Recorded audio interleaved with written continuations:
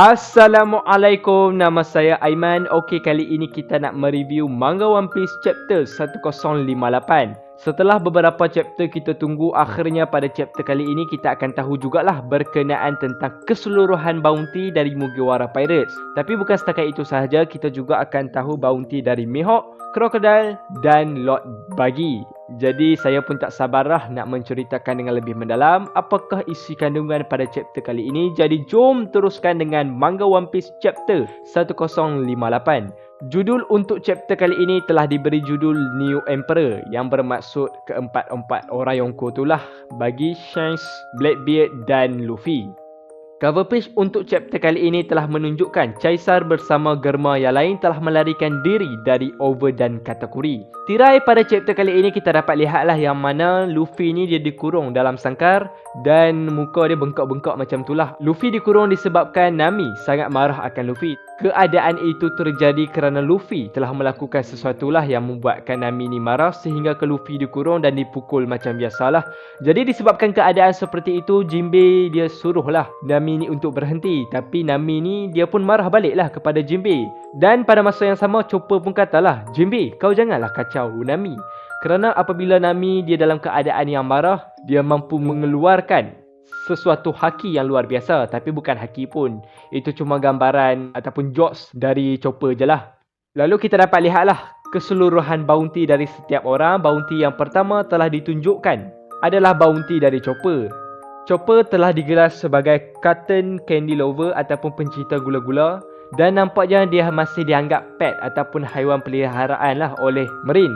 Jadi disebabkan itu Chopper macam biasalah, sebelum ni 100 berry, sekarang naik sikit je 1000 berry. Dan Chopper pun katalah, wow naik tapi sikit je, macam tu lah lebih kurang reaksi daripada Chopper. Lalu kita dapat lihatlah yang Nami pula, dia digelar sebagai pencuri ataupun cat burglar.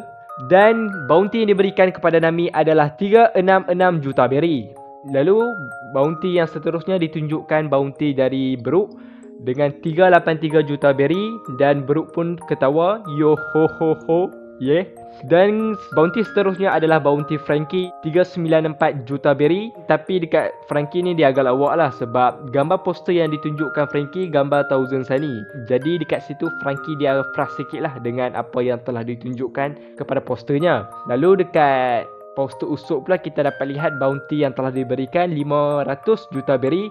Dan Usopp pun dengan mata yang terbeliaknya dia berkata, oh cukup, jangan tambah lagi. Mungkinlah kalau tambah bounty lepas ni kan dia akan dianggap ancaman yang sangat besar lah. Usopp kan penakut kan. Lalu bounty yang seterusnya ditunjukkan bounty Nico Robin yang dikenal sebagai Devil Child ataupun anak iblis. Dan bounty yang diberikan kepada Nico Robin adalah 930 juta berry. Dan untuk bounty yang seterusnya adalah bounty kepada Sanji. Dan bounty yang diberikan adalah 1.032 bilion berry. Lalu bounty yang seterusnya adalah pahlawan laut iaitu Jinbei dengan bounty-nya sebanyak 1.1 bilion berry. Dan bounty yang sekelas kita dapat lihat adalah bounty daripada pemburu para lanun iaitu Zoro dengan bounty-nya sebanyak 1.1001 bilion berry. Tapi kita dapat lihatlah yang Sanji ni dia terbaring dekat tanah sebab dia marahlah yang bounty Jinbei dengan Zoro lebih tinggi daripada dia. Lalu Jinbei pun bertanyalah kepada Sanji, kenapa dengan kau Sanji?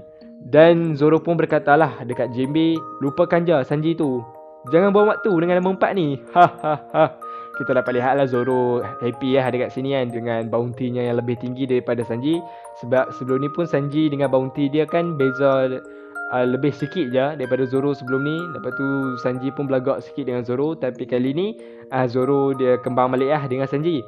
Dan bounty yang terakhir seperti mana yang sudah kita ketahui, iaitu berkenaan tentang bounty Monkey D. Luffy, Kaisar terbaharu, Yonko terbaharu, New Emperor, 3 bilion berry. Tapi Luffy ni dia tak kisah pun pasal bounty tu. Dia cuma nak keluar daripada sangkar yang Nami kurungkan dia tu. Dan Luffy pun berkatalah, maaf Nami, tolong keluarkan aku lapar ni. Dan kita dapat lihatlah scene selepas tu, mereka kesemua Mugiwara Pirates telah melanjutkan pelayaran mereka ke tempat yang seterusnya lah.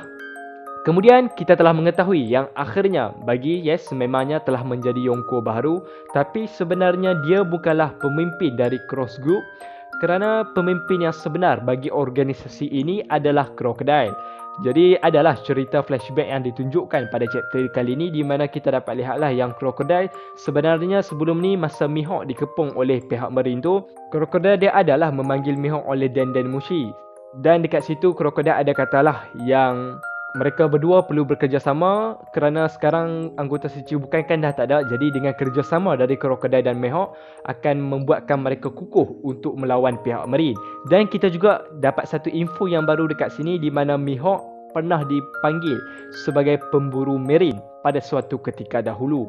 Kalau Zoro kita tahu sebagai pemburu para lanun, tapi Mihawk gurunya digelar sebagai pemburu Marine. Dan macam mana mereka berdua ini boleh berhubungan dengan Buggy? Sebab semasa Buggy hendak melarikan diri, merancang untuk melarikan diri dari kepungan Marine di tempat dia tu, tapi apabila Buggy nak larikan diri, dia dapat lihatlah yang Crocodile dan Desmond sudah menenggelamkan kapal pihak Marine. Buggy ni dia ada hutang yang besar lah, hutang sejumlah wang yang cukup banyak dengan Crocodile, tapi Buggy tak mampu membayar hutang tersebut. Jadi Buggy dia ada katalah yang dia telah membuat persetujuan dengan Crocodile, yang di mana dia mampu memberikan apa yang Crocodile mahu untuk memastikan organisasi yang Crocodile mahu wujudkan ini akan tercetus. Kan Buggy kan kita tahu dia ada angkatan yang banyak, dia ada kuasa wilayah dan sebagainya. Jadi dengan benda-benda macam ni, dia akan mampu membuatkan Crocodile boleh menubuhkan satu organisasi iaitu Crossgood. Jadi disebabkan keadaan itu, mereka bertiga, Crocodile, Mihawk dan Buggy telah pun bekerjasama. Tapi ada satu perkara yang menjadi persoalan. Kita dah tahu yang Crocodile adalah ketua bagi organisasi ini, tapi kenapa pada poster minggu lepas kita dapat lihat muka Buggy yang berada di atas seolah-olah dia ketua? Rupa-rupanya poster itu adalah perbuatan dari orang bawahan Buggy lah. Crocodile ni dia sangat marah lah dengan Buggy sebab dia yang tubuhkan organisasi ni, tapi last kali Buggy yang dapat nama. Walaupun begitu, ada something yang cukup luar biasa dekat sini. Mihawk katalah dekat Crocodile, benda ni kita biar saja sebab perkara ini cukup baguslah untuk Crocodile dan Mihawk. Kerana apabila Buggy yang menjadi ketua, jadi orang akan lebih tertumpu kepada Buggy. Jadi Crocodile dan Mihawk akan lebih mudahlah untuk melakukan pergerakan mereka kerana mereka bukan dianggap ketua bagi organisasi Crossgood. Jadi dekat situ Buggy telah menjadi satu penyamaran lah, telah menjadi ketua secara tidak langsung. Dia juga telah menjadi ketua yang tidak sengaja macam tu je kepada organisasi Crossgood. Dan pada babak akhir kita dapat lihatlah telah melangkah keluar ke balkoni dengan Crocodile dan Mihawk dan memberitahu kepada aliansinya, dan dia berkata untuk mempersiapkan era baru yang akan datang, kami telah membuat Crossgood. Dan kita dapat lihatlah ketiga-tiga orang ini nampaknya sudah bekerjasama iaitu Crossgood. Lalu kita juga dapat berita dari pihak Marine yang telah memberikan bounty kepada Buggy, Mihawk dan Crocodile. Bounty bagi Sir Crocodile ataupun mantan anggota Shichibukai dan pengguna loja dengan kecerdasan yang sangat tinggi telah diberikan bounty sebanyak 1.995 bilion berry.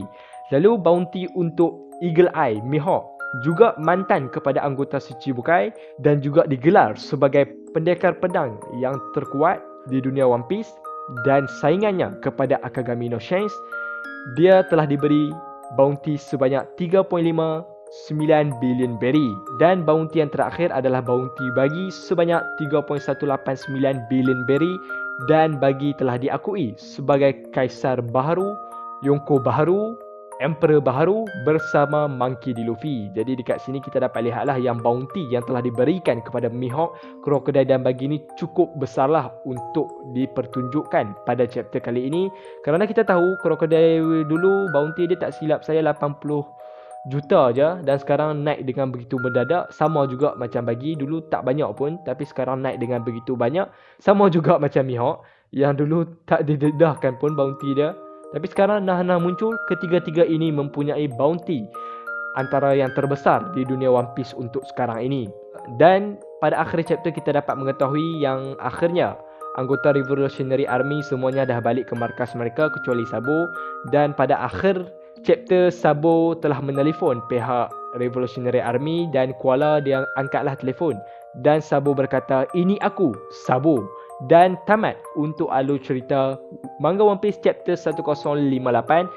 Dan saya nak minta maaf kalau kurang padat seperti biasa kerana saya agak busy. Jadi saya hanya cerita secara spontan sahaja. Saya harap korang enjoy. Akhir kata saya Bro Aiman. Thanks for watching. Assalamualaikum warahmatullahi wabarakatuh.